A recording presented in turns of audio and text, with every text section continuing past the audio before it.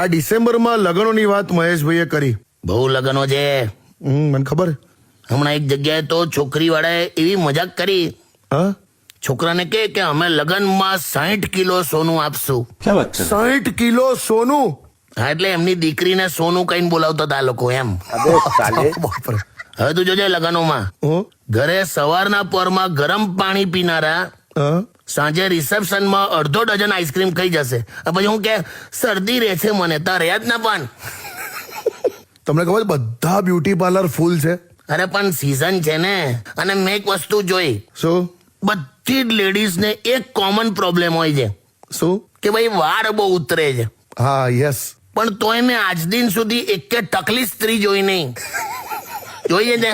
ના ભાઈ ના. આપણે તો બોલતા જ નહીં તોય 50% ટકલા ફરતા હોય. બરાબર. તો હું શું કહું છું, હા, આ લગ્નની સિઝનમાં એ છોકરાઓ જે ભાગીને લગ્ન કરવાનું વિચારે છે એમને કોઈક સલાહ ખરી? હા ભાઈ, આચાવજો એવું કરશો જ નહીં. કરેક્ટ. 2 વસ્તુ, સંડાસનું ડબલું અને ઘરેથી ભગાડેલી છોકરી જો પલટી મારી જાય ને તો માણસ ગંદો હલવાઈ જાય. આચાવજો પૂરા. કેવા ઉદાહરણ આપો. વાત તો સહી है.